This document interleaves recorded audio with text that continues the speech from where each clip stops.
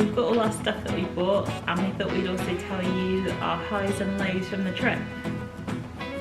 That's fine, obviously. So, what was your best bits and worst bits? To be honest, I enjoyed the whole thing. I think we talked about it a bit before, actually, to be honest. I don't feel like there was any lows, really.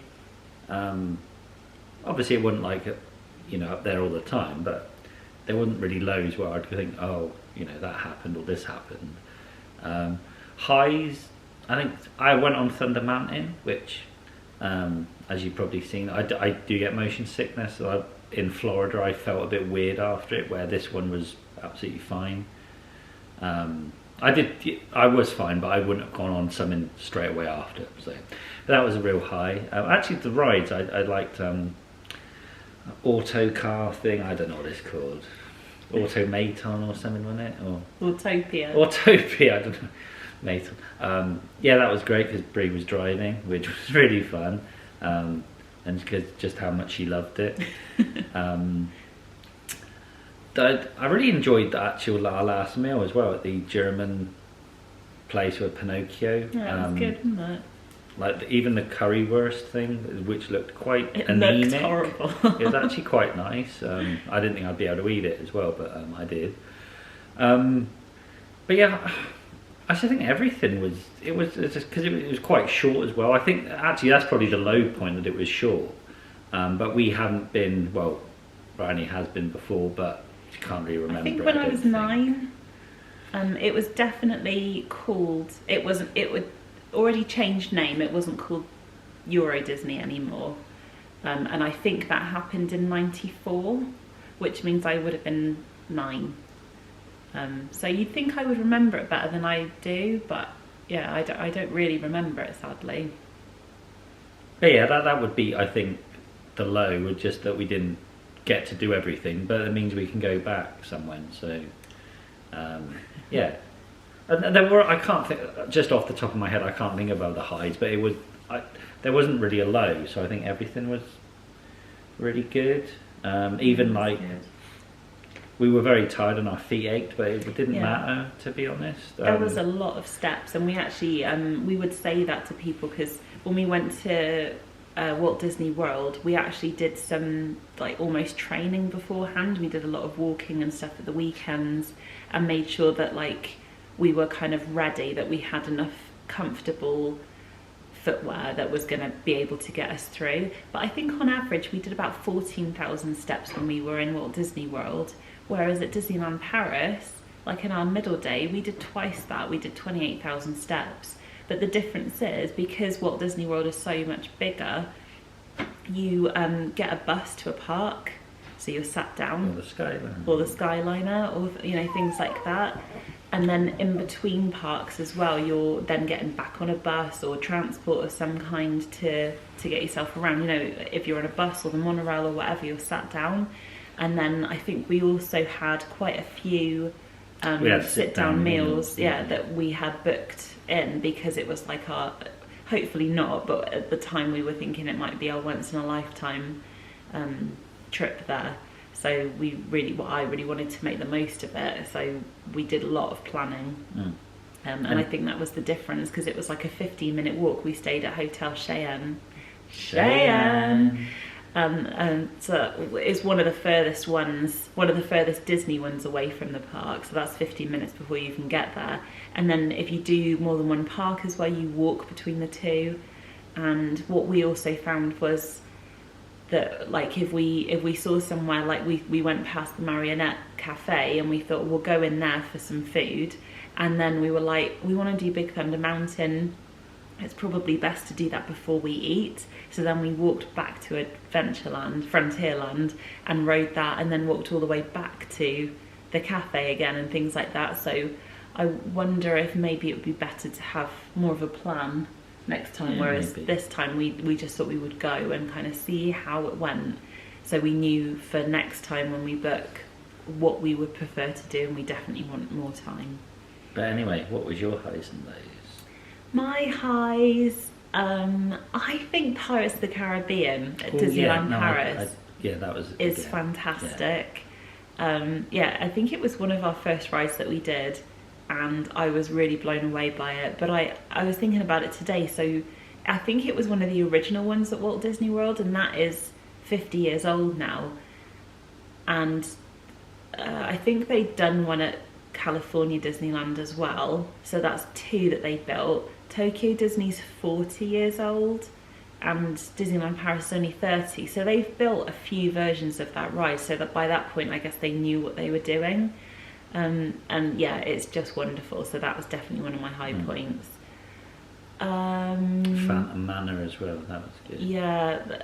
And not much different, I suppose, to Florida. Points. I thought everything was... There wasn't a lot that I didn't enjoy.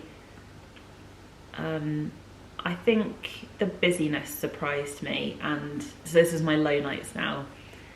And the way that the crowds were, I don't know if it was just where we were or what happened, but I noticed like in the queues and stuff I was getting jostled a lot, even though there wasn't anywhere that people could go. That didn't happen in America at all. So I guess it's just a culture thing. But that, especially the Autopia queue, where I had childless millennial here, I had 2 small kids just knocking into my backpack the whole time we were in that queue. It was probably about half an hour, wasn't it? Yeah, that was probably my low night. But other than that, it was just wonderful, and yeah, fantastic. I thought everything was really good, but yeah, just too short and perhaps a little bit too busy. Yeah. So shall we go into showing people what we got? Yeah. Starting with the Harry Potter shop at platform 9 3/4. I didn't get very much here, but this is what I did get.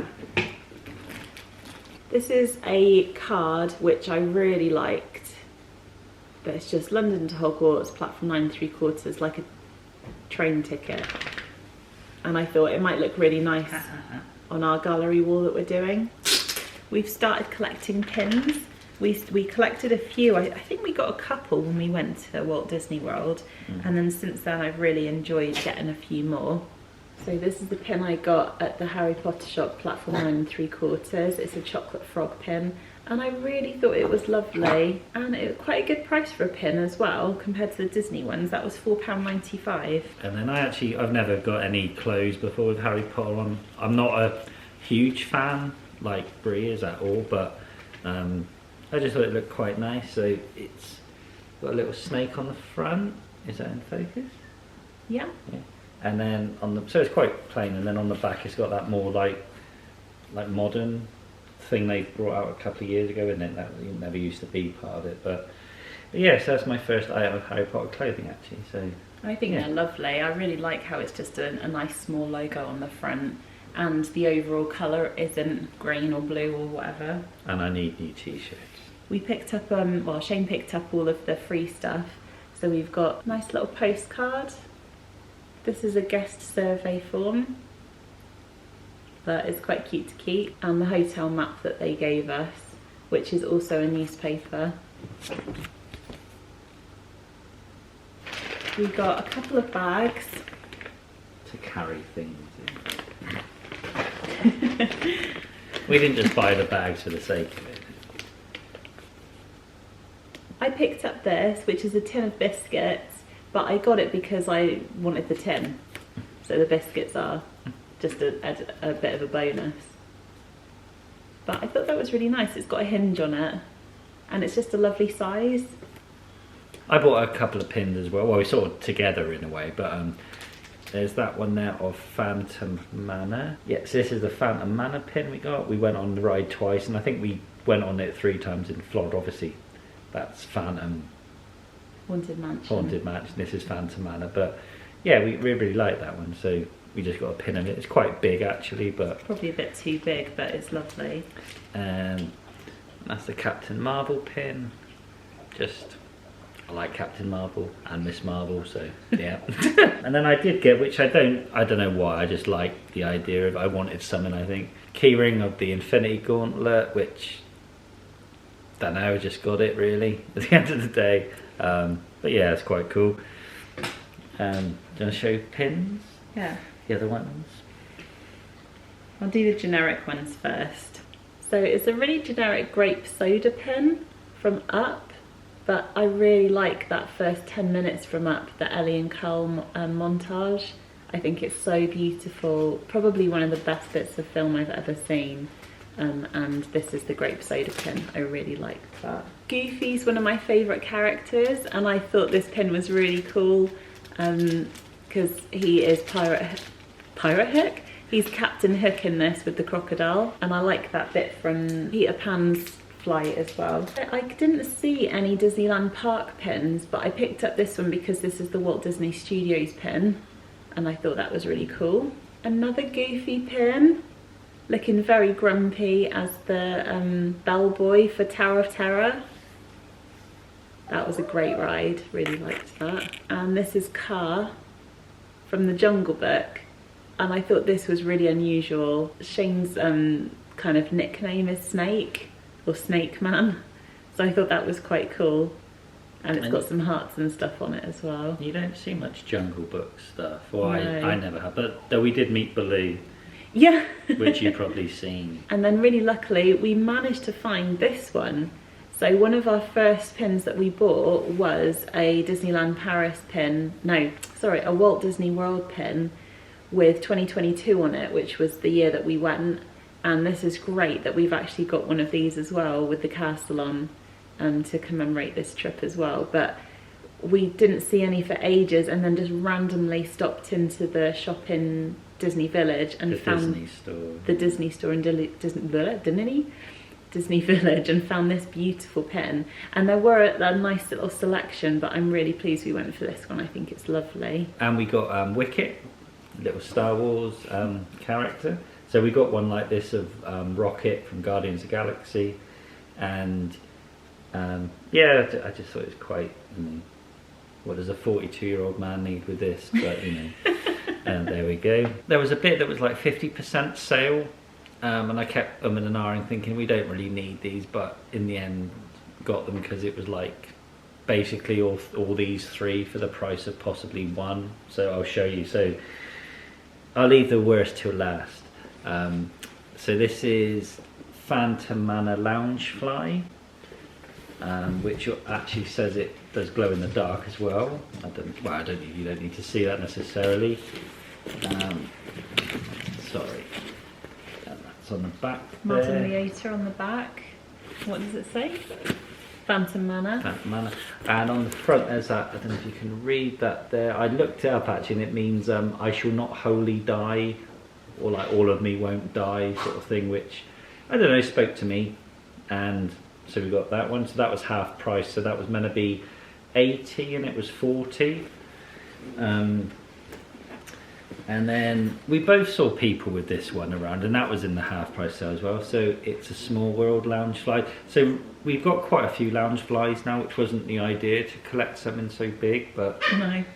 and I think they look really tiny on me, as you can imagine. You've probably seen in the videos, but I don't know, I think really Breeze like converted it. me to Disney, I think. So on the back of this one, it's got It's a Small World. Can this be seen? Yeah. And then it's got the little, as you can see, Ribbon ribbon flags.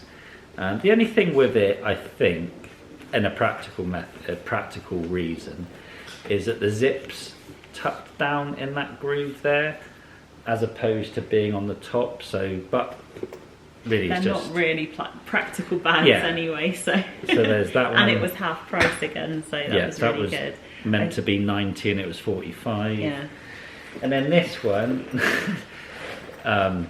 this was meant to be 30 and it was 15. So it's not a Loungefly, and it's, I don't know what that stands. I think it's the Dungeon of the Dragon or something. Dungeon of the Dragon. I don't know if that's focused very well. Yeah, it looks great. It's got a tail on the bottom and wings, and it's made of like, it's not foam, but it's like I think it's called like scuba material. There's like dresses and things made of that now, but yeah, it's almost like a wetsuit kind of Yeah, material. that's true. And this pocket is just a pocket. I presume it's a kid's, obviously, probably. But it's very much like, looks like a lounge bag, but like a cheap one, I suppose. But the straps are a bit thicker. So Shane Yeah. found the little Loungefly straps. When you have a lot in these bags and it gets heavy, they dig in a bit. So these are a bit wider. I don't know if it's quite but I just, for £15 it was like, obviously the dragon's only at Paris as well, and we did get to see it even though it was down a couple of days. It was very animated when we actually got in. There was a lot of movement there, so. I bought 3 bags. Don't know why. And then also because we liked the dragon, we bought this mug, which was also half price. But we do like a mug as long as it'll go in the dishwasher. And this one does, and it's a nice size. And at the top there, above the badge, is a little owl. I don't know what that significance is, but I don't know. I don't know why I mentioned that, just thought I would. There you go, there's an owl. An owl. And then I got a Spirit jersey. Chose the coral one.